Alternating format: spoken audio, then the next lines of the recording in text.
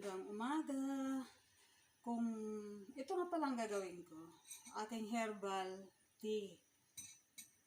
Firstly, lalagyan ko siya ng, ito ay ginger. Tapos, sibuyas. May cinnamon ako, yung powder. At saka yung turmeric. Wala kasi akong turmeric fresh. At saka yung cinnamon. Kaya powder ang ilalagay ko.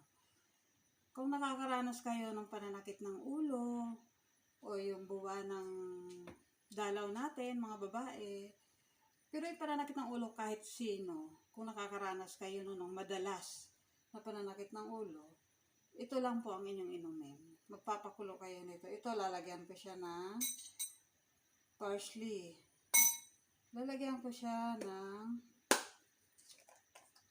1 teaspoon of cinnamon.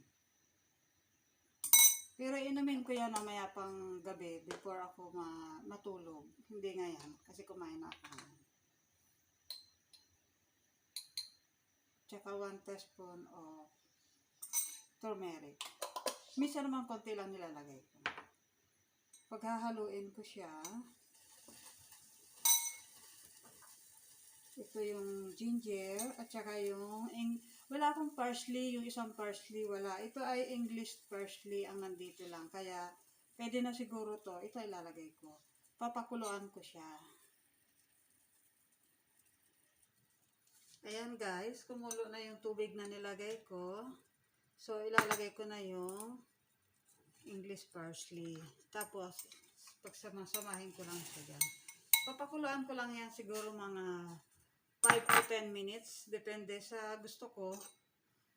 Gusto nyo, ganon. Pero siguro mas maganda mga 10 minutes siya. Pag ako kasi kunti lang nilalagay ko, 5 minutes lang yun. Mabilisan. Yan. Hintayin ko lang siyang kumulo ng kumulo. Kasi pag uminom ka nito, mawawala yung pananakit ng ulo mo. Ang daming dalang gamot ito. Lalong-lalo na yung mga baradong ugat, nawawala yun. Simula kasi nung uminom ako niyan, hindi na sumasakit ang ulo ko. Tsaka maganda na yung tulog ko, pati yung aking immune system, naging maganda na yung pakiramdam ko. Kaya kung ako sa inyo, ito lang din ang gagawin ninyo para tiyagaan nyo lang ng paglalaga. Para din naman sa inyo yun. Kasi mahal magpa-doktor. Tapos, mawawala lang naman yung sakit nun eh. Parang pain reliever lang yung mga gamot nila. Mas maganda pa rin sa herbals. Yung herbal ang ating inumin. Kaysa dun sa gamot ng doktor.